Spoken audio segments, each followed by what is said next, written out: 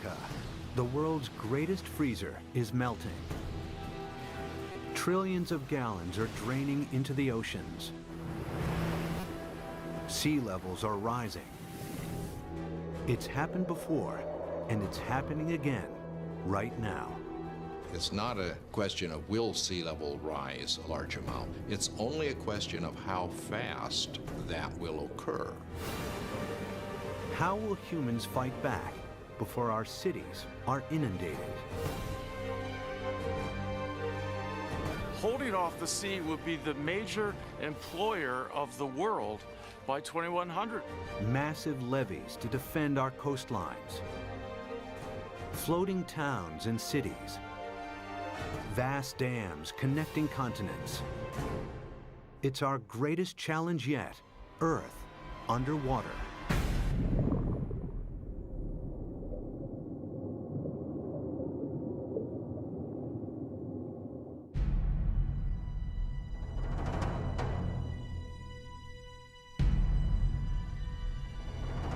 This is New York in the 24th century. Sea levels have risen by 120 feet. Manhattan is flooded. What could cause such a terrifying scenario?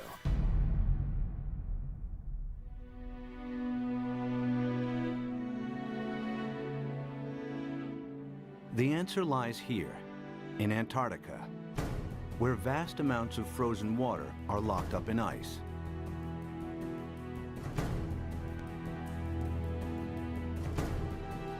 Some of Antarctica's ice sheets are more than 2 miles thick. If melted, this ice would dramatically raise sea levels. And the melting has already started. Taxi Jackson plate.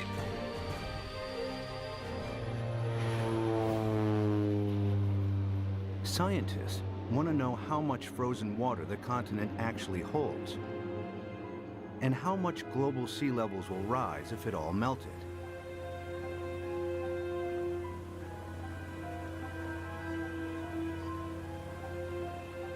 Specially equipped aircraft send radar beams deep into the ice, which reflect off the bedrock and measure the depth of the ice sheet.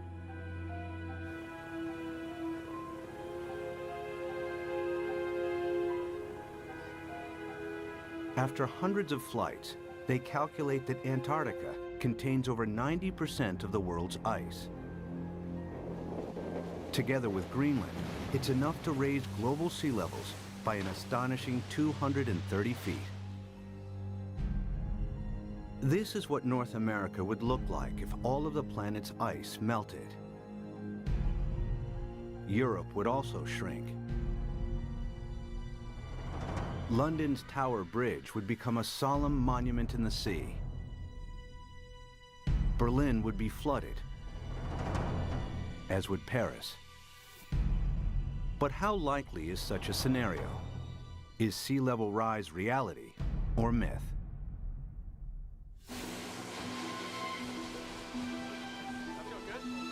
Professor Peter Ward is a paleontologist and astrobiologist. He's written extensively on the history of life on Earth.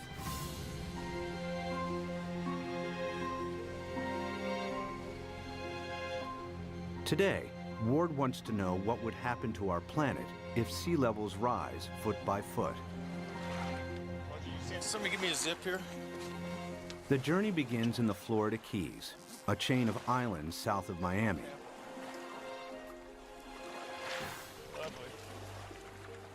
He's looking for clues from the past that may help predict the future of our planet. All right, guys, you want to go swimming? You ready?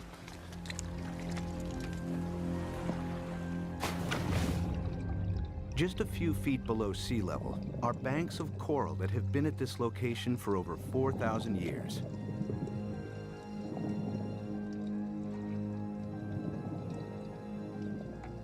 During this period, sea levels have been stable, not just in Florida, but around the world. Who's going swimming with me? Come on, boys. But it hasn't always been like this.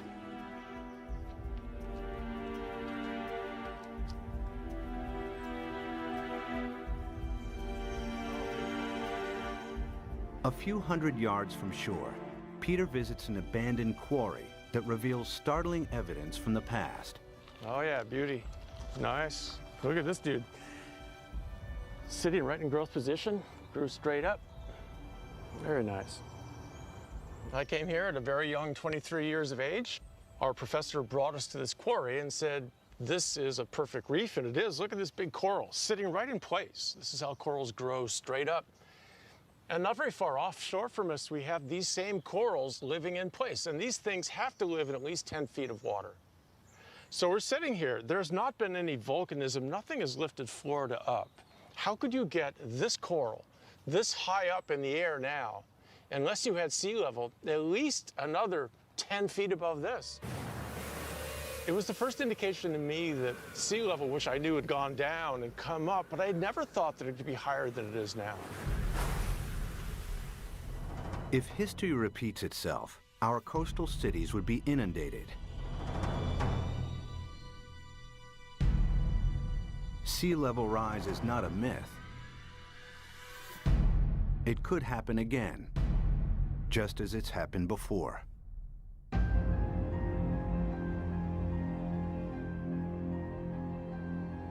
The beginning of the most recent ice age was 70,000 years ago. The ice sheets expanded, the planet's landmass grew, and sea levels fell. Then temperatures rose again. The ice receded. Sea levels climbed and eventually settled at today's coastlines. But global temperatures are on the rise again. This time from humans burning huge amounts of fossil fuels. They produce CO2 and other greenhouse gases that heat up our atmosphere. Whenever global temperatures rise, sea levels follow. We have emitted so much carbon dioxide that the amount of carbon dioxide in our atmosphere has increased by about 1/3 in the last 100 years, and it is now higher than any time since at least 1 million years. We expect about 3, 4, even 5 degrees centigrade warming in this century. The warmer it gets, the faster the sea level rises. That means sea level rise will get faster and faster as we heat up the planet more. Of course, predicting future sea level rise is difficult, as the planet has never before experienced the dramatic increase in CO2 of the last 100 years. But Professor Rahmstorf's climate model predicts a maximum 6-foot sea level rise this century as higher temperatures kick in.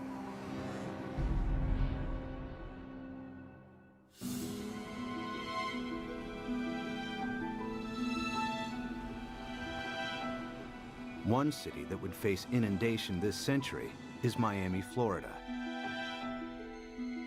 Just a few feet above sea level, it has virtually no defenses against a rising ocean.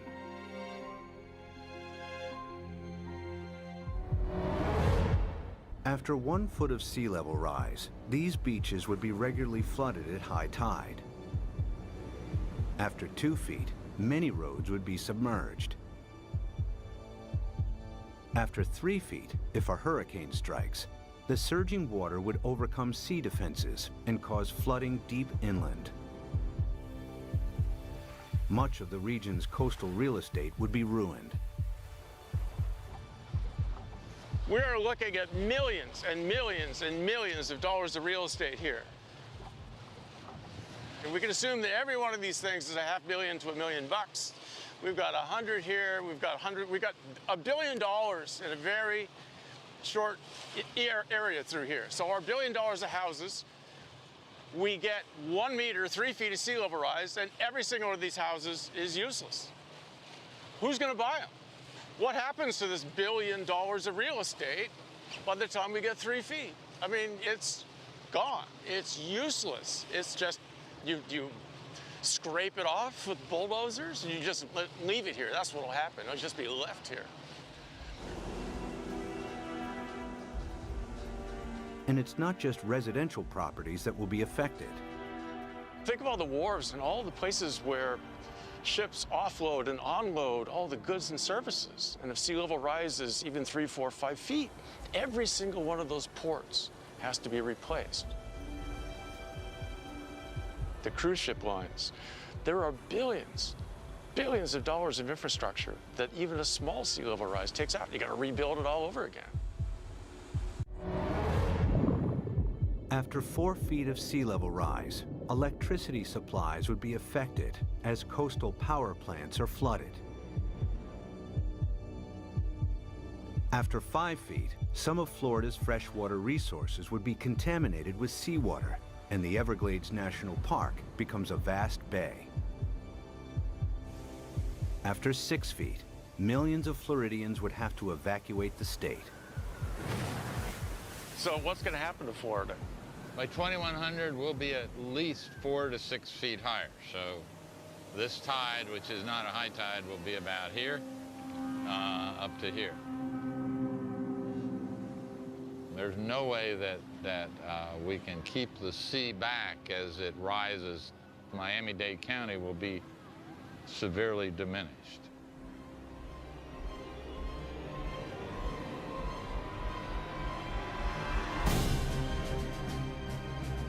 By 2100, after 6 feet of sea level rise, Miami would look like this. There's no way to prepare for this. You can't put levees around the kind of sea level rises we're in for. We're a city that's only a little over 100 years old. We became a town, an incorporated town in 1896, so we're not that old. But we may not make it for the next 100 years. The only way to prevent Miami from flooding would be to construct a vastly expensive system of levees surrounding the city. It would be a major engineering challenge, as Miami is built on porous ground that allows seawater to seep through. Alternatively, if Miami was flooded, the city would eventually have to be abandoned. There are cities you can save and cities that you can't save. And the choices will be based on, can we dike it off, can we put it off, or is this too expensive, not worth the price, not worth the effort? One city determined to defend itself against the sea is New Orleans, Louisiana. During Hurricane Katrina in 2005, large parts of New Orleans were flooded after a storm surge raised sea levels by 20 feet. The city lies several feet below sea level. Its antiquated locks and levees weren't strong enough to hold back the rising sea. As the storm pushed the Gulf's surging waters into Lake Borgne and onwards into the city's canals, New Orleans' sea defenses broke in 50 places. We had some levee and flood wall failures in the hurricane system. And the combination of that overtopping of the levees and the flood walls that failed caused massive flooding throughout the city. About 80% of the city of New Orleans was flooded following Hurricane Katrina.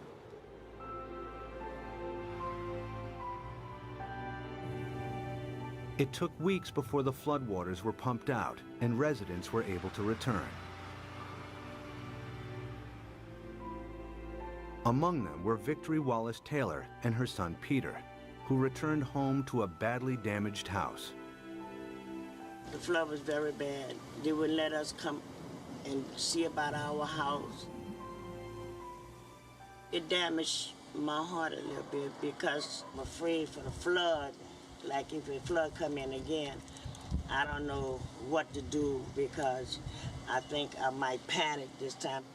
I don't know. It is a hard pill to swallow, you see.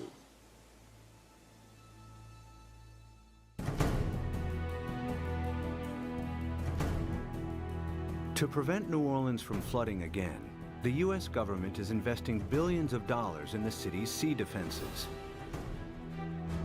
Along the riverbanks, the U.S. Army Corps of Engineers is strengthening New Orleans' levees and locks. Their work here provides future insight into the kinds of construction that may be needed to protect coastal cities around the world against rising sea levels. We learned a lot of key lessons, and some of the key lessons learned were incorporated into the designs for the Greater New Orleans Hurricane Storm Damage Risk Reduction System. And that system is a series of many different aspects. It has flood walls, it has pump stations, it has levees. There's the series that we call the multiple lines of defense.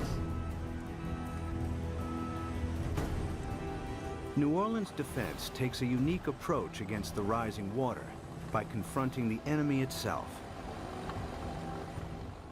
The flood surge that broke its sea defenses approached the city from Lake Bourne, a lagoon east of New Orleans. It's here where the U.S. Army Corps of Engineers is focusing its efforts. What we've done now is we moved the defense of the city out. We're about 12 miles from downtown, about 8 miles away from the 9th Ward, which is flooded. What we've done is we moved the protection from downtown, the heart of the city, left it in there, improved it. We've moved all the way out here, 8 miles out to the edge of Lake Bourne, where we now have this brand new structure which works as a primary line of defense. New Orleans is made up of the best topsoil from the United States that came down the Mississippi River and built up down here. However, back in graduate school, the whole idea was that the better it is to grow something on, the worse it is to build on. Well, this is the topsoil of the nation down here, so it's the worst possible stuff to build in. What you see behind me is the Hawken. It is a pile-driving crane brought in from Seattle, Washington, across the Pacific Ocean, down to the Panama Canal to New Orleans to build this particular gate and the barge gate. And what we've had to do is go down 60 feet through the newer material down to the old Pleistocene clay, and that is our basis. So the main wall itself goes down to minus 130 feet, and the batter piles that brace it are down to 190 feet. All tall buildings in New Orleans, the dome, everything is based upon piles. The new seawall also has to allow ships to pass through.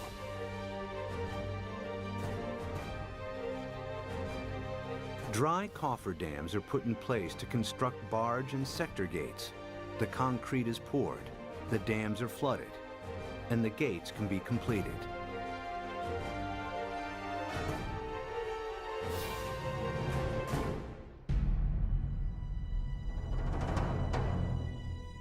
New Orleans' new sea defenses are costing the taxpayer a hefty $15 billion.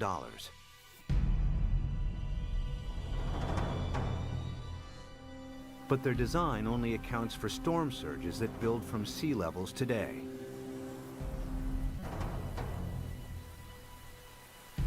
If sea levels rise by 6 feet, any storm surge would be higher as well, and the city's sea defenses would have to be heightened at an even greater cost. Not every country can afford to spend billions on sea defenses. In Bangladesh, many of its 150 million inhabitants live at or just above sea level. Merely 3 feet of sea level rise will have a devastating effect on the country's population. Turns out the area of the world that would be most vulnerable to sea level rise would be Asia. The rice-growing river deltas in Asia that are very close to sea level. Even a modest 3-foot rise would put half the rice land in Bangladesh underwater. Bangladesh has over 100 to 120 million people, and that number is rising fast. A great deal of its land just simply gets covered by water.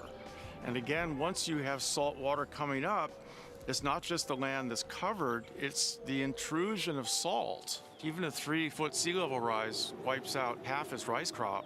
Their population is going up a third, and their land is being shrunk by a third. You know, you do the math. It's a catastrophe coming at us. Much of Bangladesh is a vast muddy delta that can't be defended. 6 feet of sea level rise spells disaster. It would displace millions, probably at least a few tens of millions of people. Where are they going to go? India's already built a wall between India and Bangladesh. They're anticipating there are going to be a lot of Bangladeshis starting to move, looking for a place to go, and Bangladesh itself is already one of the most densely populated countries on Earth. And then there are another 18 or 20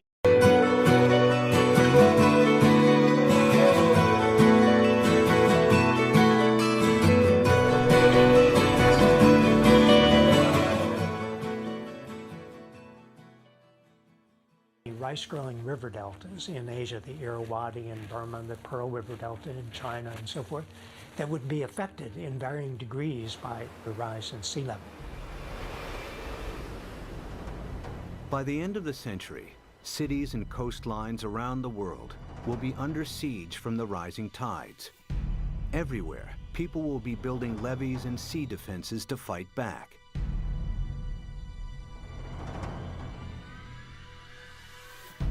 But sea level rise won't stop at 6 feet. They're likely to rise at an even faster rate. As the predicted melt of Greenland and Antarctica accelerates, exposed cities may not have time to build new sea defenses. Clues about the speed of future sea level rise are found during the time of the last ice age. As global temperatures rose, the planet's ice sheets melted into the sea. Sea levels increased by a staggering 390 feet until they settled at today's levels. How fast did this happen? The answer may help predict how quickly sea levels could rise in the next century, and how much time we have to defend our coasts. Professor Rick Mortlock is one of the world's leading experts on past sea level rise. He and his team collect fossilized coral from the seabed. In the lab, they analyze and compare the exact depth and age of each sample. A clear picture emerges of how fast sea levels rose thousands of years ago. We have two pieces of fossil coral that was recovered from drill cores off of Barbados. So by dating these samples and knowing the depth at which they were retrieved, we can use that information to create a point-by-point reconstruction of sea level for the last 20,000 years. There's one particular sea level rise of interest. We call it Meltwater Pulse 1A. During that period of time, we believe sea level rose about 20 meters in 500 years, or about 4 to 5 meters per 100 years. If the same happens again, it would translate to as much as 16 feet of additional sea level rise in the next century. Factor in today's affairs, and the rise may be even faster.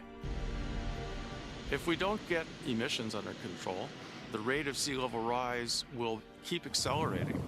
And so in the next century, it's not only that we get the additional 5 to 7 feet that we got the last century, that's going to happen, but we add on to that. So now we're looking by 2200, probably at least 15 feet above, and probably 20. By 2100, the cities will know that they are doomed. The coastal cities, anyway. If the oceans rose with accelerating speed, the planet's most exposed cities may not have time to build adequate sea defenses. Sea levels would rise by 16 feet per century. New Orleans could flood, followed by Miami. Miami's the worst off, and New Orleans, those are two cities that will have to be abandoned, I imagine. As southern Florida is lost to the sea, other coastal regions will also struggle to hold back the tots. Among them is the San Francisco Bay Area, with its 7.5 million people. The San Francisco Bay Area is particularly vulnerable to sea level rise because of our history. Although the bay is big, it's very shallow. 2/3 of it was less than 12 feet deep. So lots of it was filled and reclaimed. We're standing here on reclaimed land, and all of downtown San Francisco, the financial district, is on reclaimed land. We've already seen 7 inches of sea level rise in the bay over the past century. We know this because the longest continuously operating tide gauge in America is at the Golden Gate. So we have 154 years of data. We're just now beginning to realize with accelerated sea level rise, we're going to have to prepare and have a new plan for how we deal with it in the Bay Area. If sea levels rose by an additional 16 feet per century, hundreds of thousands of people would lose their homes in the Bay Area.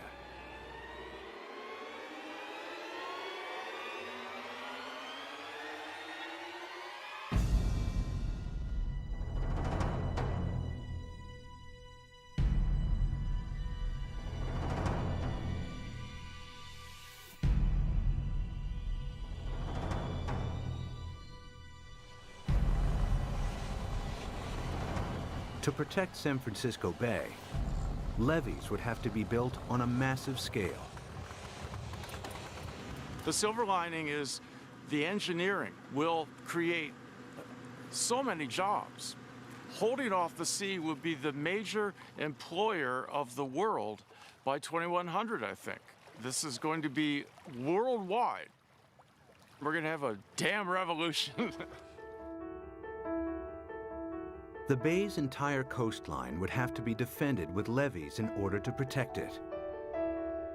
But in the east, the Sacramento-San Joaquin Delta would remain vulnerable because it's at or below sea level.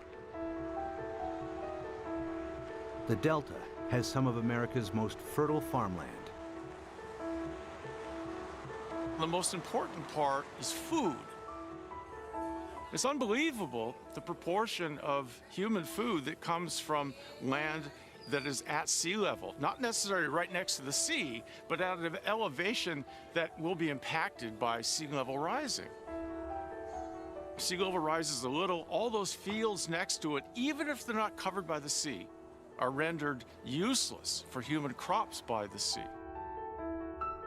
If the Delta and its farmland were lost to the sea, California's food supply would be in jeopardy. The Delta is also one of the main sources of fresh water on the American West Coast. This is the hub of California's water supply. 26 million people drink water that comes from this estuary. That's a huge number. 2/3 of the population of California gets water from this estuary. If you raise sea level even a foot, you know, which in our mind isn't all, as geologists, that doesn't seem like much, yeah, but that's common, yeah. If you raise sea level a foot, the work that we've done suggests that you will salt up this end of the delta, even if the levees all stay together, even if they don't fail. If sea levels rise by 6 feet this century, local rivers will be contaminated with salt, and California's main fresh water supply will be lost.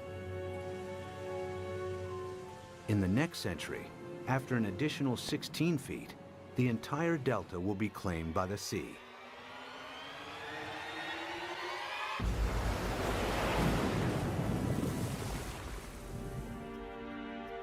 But there may be a way to defend both the delta and San Francisco Bay. San Francisco is among the best, easiest to save. The most radical solution would be putting a big dam right across the bay under the Golden Gate Bridge. On the ocean side, the sea is about 130 feet deep. Building a dam would be controversial and would turn the bay into a freshwater lagoon. But at a time of intense sea level rise, some may consider this the best option.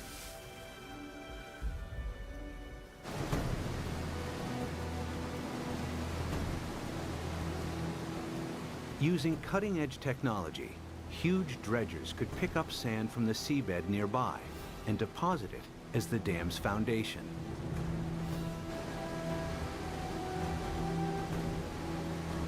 The dam's shallow incline would ensure maximum stability against earthquakes breaking the power of the ocean waves with ease.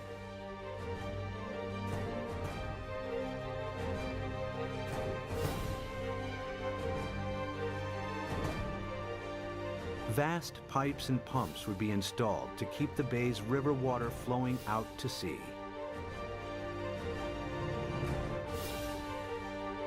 The Golden Gate Dam would cost $2.5 billion and could be heightened to deal with any sea level rise in the future. San Francisco and the Bay Area would be saved.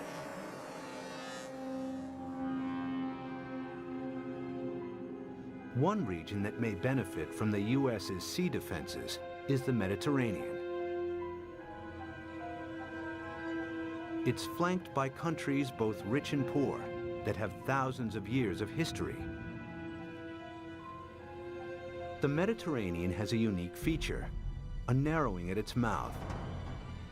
The Straits of Gibraltar are between 10 and 20 miles wide, stretching from southern Spain to Africa. A dam could keep the rising water of the Atlantic separate from the Mediterranean. There's been a plan since World War II, for instance, to put a dam between the Rock of Gibraltar and Morocco on the African side. A dam big enough that sea level rise does not affect the Mediterranean. But building a dam here has one major drawback. Every year, the Mediterranean loses 2 feet of sea level through evaporation that is compensated by the inflow of water from the Atlantic. The dam would cut this off. In the case that you build a dam in the Gibraltar Straits, there will not be the flow of water from the Atlantic. So in the case that you cut the flow, so there will be a evaporation, there will not be compensation, and there will be a permanent drop of the water level. After years of evaporation, the Mediterranean would turn into a stagnant saltwater lake. Eventually, the sea would dry out. And if then the sea level would rise, let's say another... Sea defense engineer Peter Janssen maps out possible solutions on how to keep the Atlantic flowing while building the world's largest super dam. I looked at the surroundings. I looked at what may be required to make a closure. And then, well, I thought it may be feasible.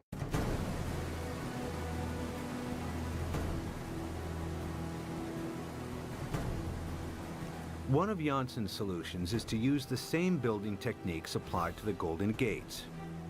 The dam would be 20 miles long and tower 1,250 feet above the seabed, the same height as the Empire State Building. Another solution is to keep the natural flow of the Gibraltar Straits. Huge amounts of Atlantic surface water will flow into the Mediterranean. At a much lower depth, some of the Med's saltier water will be pumped back out again, keeping the sea's salt and sea level stable. The world's greatest super dam would cost $275 billion. The total cost related to what may be the impact for all the cities around the Mediterranean, it seems acceptable. It may be a solution. The Gibraltar Dam would be the world's largest man-made structure, using enough rock to build 1,000 Great Pyramids. Although the dam would cut off the migration of marine life between the Med and the Atlantic, it would save the entire Mediterranean coastline from flooding. It's certainly technologically possible. The old cradle of civilization becomes really the center of civilization. They would be the last coastal cities never affected by sea level rising.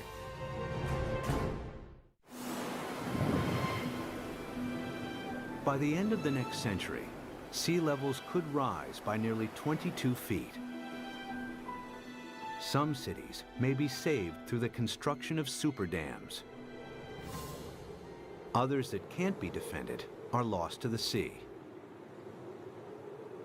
Exposed countries too poor to build defenses are flooded. around the world, hundreds of millions are displaced. It's likely that by the 23rd century, the ice sheets will melt at an even faster rate, and that the oceans will rise with increasing speed. The planet's growing population and a continuing hunger for cheap energy could make it worse. The problem that I see again is the number of people. Every new person is going to want housing. Every new person is going to need food, obviously, and want transportation. Let's say that all of us cut our gas emissions. So 6.5 billion of us cut down by a third all our usage, and then we raise the population by a third. All those new people are just adding back to what we've cut away. Some scientists believe that our CO2 levels could quadruple over the next centuries. It would mean reaching CO2 levels last seen over 50 million years ago, when there was no ice on the planet and when sea levels were more than 230 feet higher than today. In the worst case, if we are so foolish as to burn all the fossil fuels so that carbon dioxide increases to more than 1,000 parts per million, then there's no question we will melt all the ice on the planet, which would mean a 75-meter or almost 250-foot rise in sea level. It's not millennia. It's not going to take thousands of years. The forcing of humans is so large that it will do the whole job within a timescale of centuries, I believe. This is the worst-case scenario. CO2 levels triple, global temperatures dramatically increase, and the Antarctic rapidly melts. The world's coastlines are eroded as sea levels rise by an additional 50 feet by the end of the 23rd century.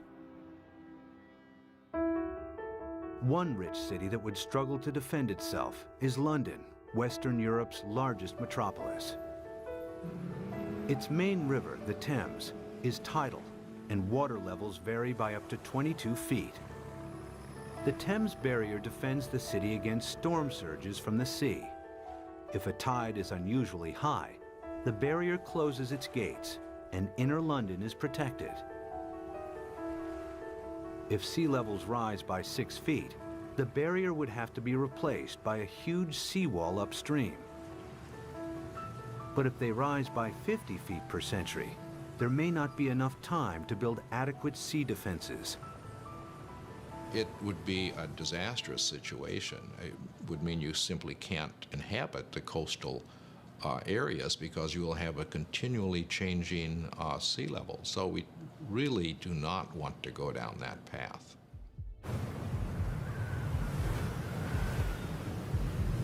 If CO2 continues to increase at a growing rate, 50 feet of sea level rise per century is a distinct possibility. The swiftly rising oceans would bypass any new seawalls. London and large parts of England would be flooded within a few centuries. The worst case scenario is when we have maybe 4 to 6 feet within a decade. That's not the kind of thing where you sort of sell your houses and say it's going to be okay. But you're trying to get out of there without drowning. It's going to challenge the existence of civilization. One of London's most famous landmarks, the Tower Bridge, would become a somber outpost in the sea. I mean, there would be a degree of panic that we cannot imagine as each country tried to figure out how it somehow could survive. Rising oceans would seep underneath obsolete levees or breach areas where there wasn't the time or money to strengthen seawalls. The rapidly rising sea levels would soon overwhelm large parts of continental Europe. By the time all of the Antarctic's ice has melted, Denmark, the Netherlands, and large parts of northern Germany and France will be lost. Significant sea level rise may turn Berlin into a coastal town within centuries. Another 100 years, and the city would be lost to the sea. the rising sea would creep up the River Seine and find its way to Paris. With an elevation of 115 feet, the French capital would be vulnerable to sea level rise. After all of the planet's ice is melted, it will flood. The affluent countries would try to protect their borders against millions and millions who would be leaving the areas most severely affected. But the stresses associated with migration on this scale are unimaginable. The meltdown of the planet's ice sheets would completely transform our world. But even as our coasts are pushed back by the rising oceans, resourceful humans would try to adapt.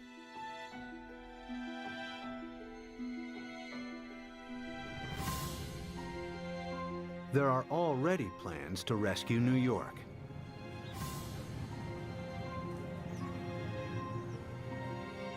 Manhattan Island is flanked by two fast-flowing tidal rivers. The entire city is directly exposed to the North Atlantic and extremely vulnerable to sea level rise.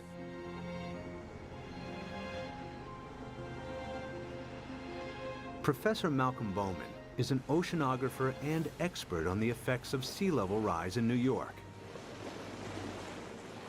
If the worst case scenario, the rapid meltdown of the ice sheet on Greenland, the West Antarctic ice sheet, were to happen extremely rapidly, the future of New York City is in peril.